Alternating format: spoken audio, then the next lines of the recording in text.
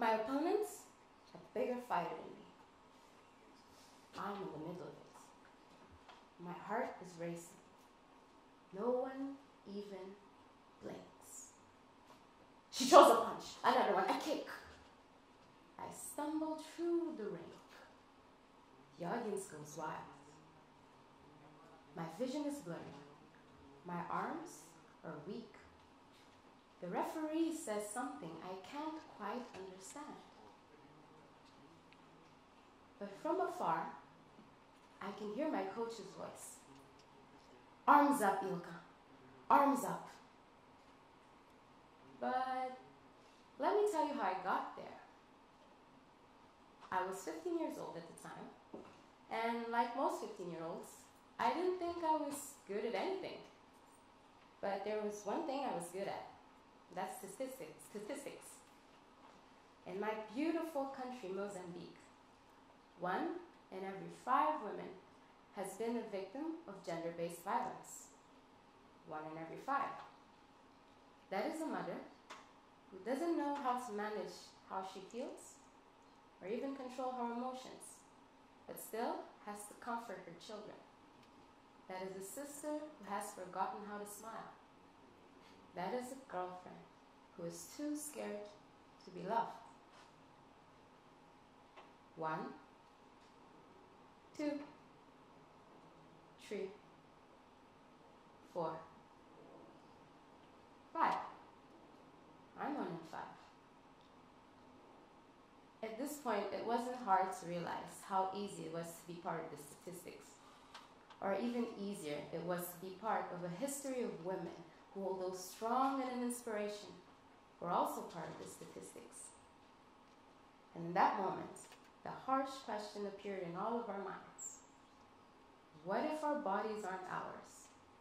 Because if other people can use them, other people can make decisions upon them, and our bodies are for the amusement of others, then our bodies aren't ours.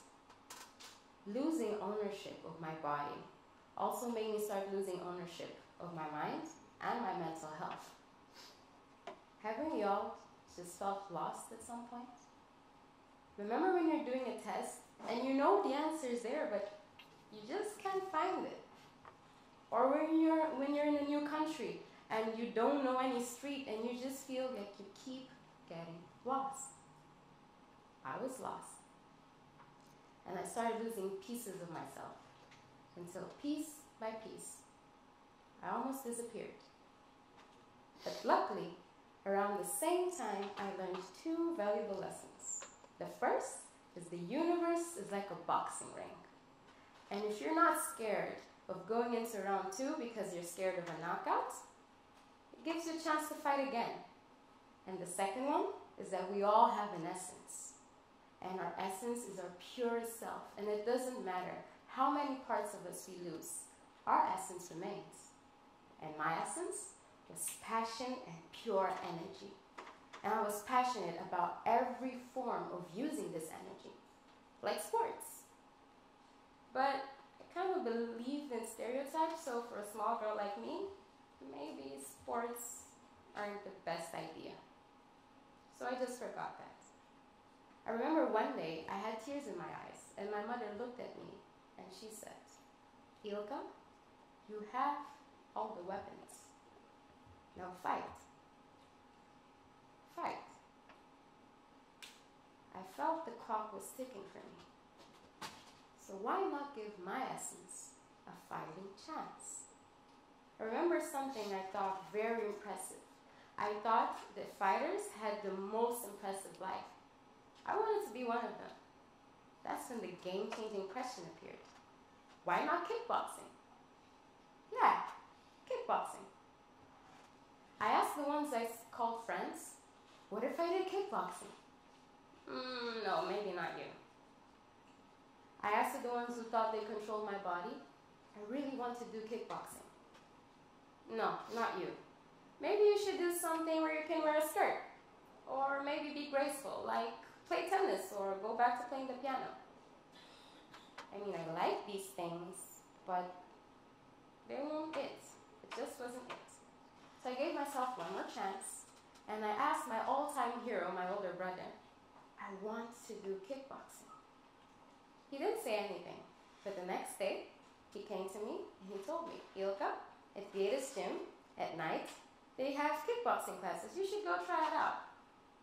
And then he told me something that till this day I never forgot. He told me, Ilka, you don't have to give in to fear. Okay. The next day I was spending the day with my father, so I went to the gym. And although I wasn't old enough to do kickboxing, he tried to find a solution and look at me with eyes that said, tennis or piano? But he recognized the determination in my eyes of what I really wanted to do. So I was able to enroll in kickboxing. And that's when things got interesting. At training, I would look at things and say, I can't do this. I just can't do this. And my master, how can't you do this? This body is yours. What? What did you say? This body is yours. You can do it. And for the first time, I asked myself, what if this body is mine? At training, there were every kind of athlete, from the best ones to the weaker ones more like me. So for that reason, every day I would go home with bruises and the taste of blood in my mouth. And they would ask me, why don't you defend yourself?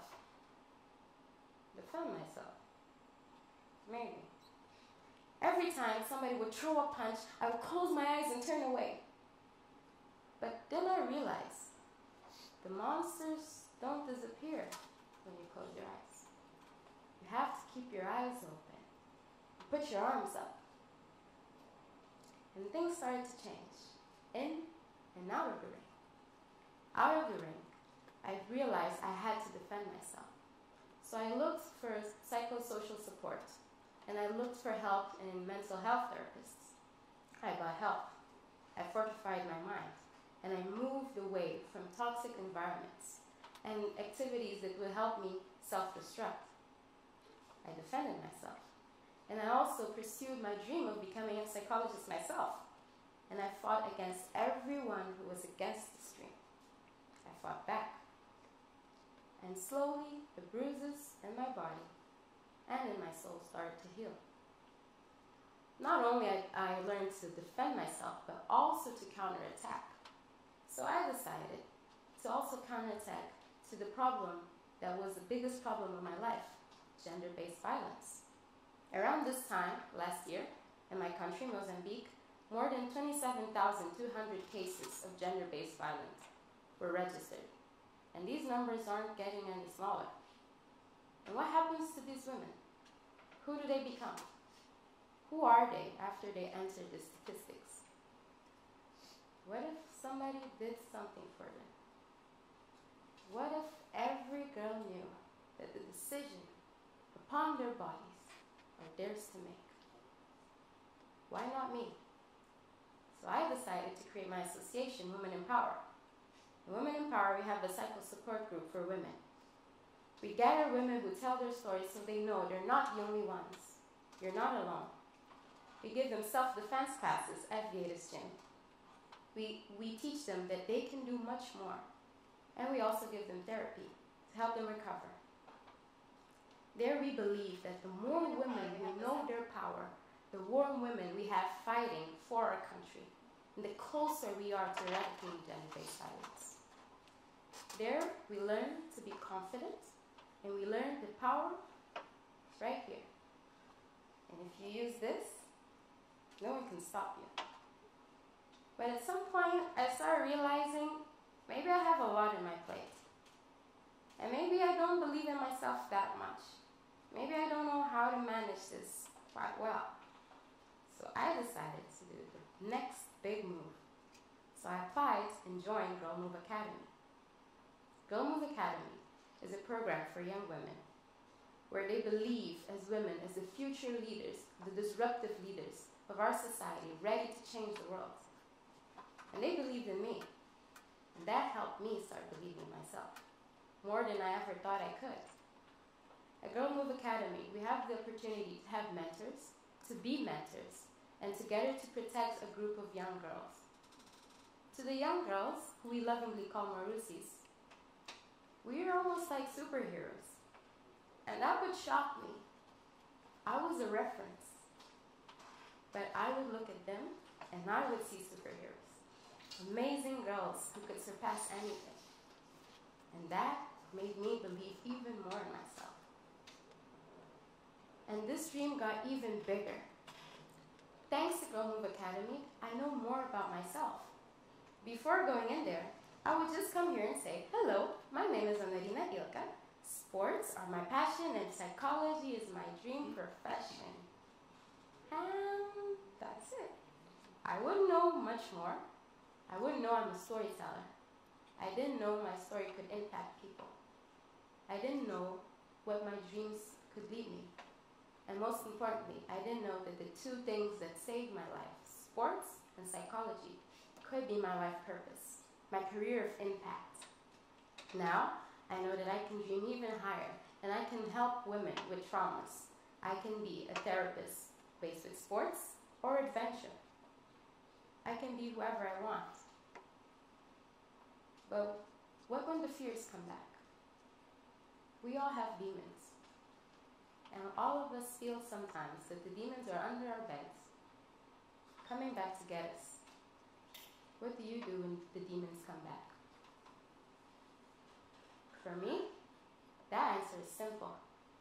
Now, at Girl Move, I have more than 100 women with me who believe in me every day and hold my hand every time I get scared. I'm not scared anymore. Because we believe that we're going to change the world together. Or maybe just our country.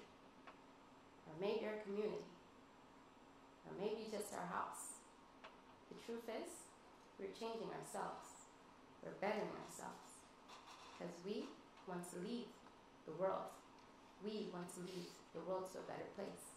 We want to lead women to believe in themselves. But the fight, right? Come back with me.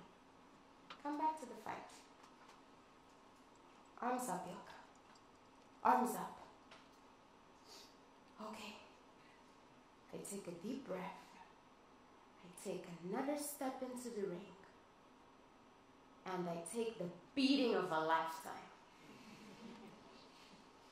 But you know what? In the next championship, I was back. Because although my body and my heart still remember the bruises caused by the last battle and by life, I trusted in my body. I know it's mine. I trusted in my mind. And I trusted in my support system. And then I learned the most valuable lesson of all. That when my mind and my body start working together, something happens. It's like courage, self-confidence. It's like a motion sensor light. If you just stop, nothing happens. So in the next championship, I take a step into the ring, into the second round of life. And courage,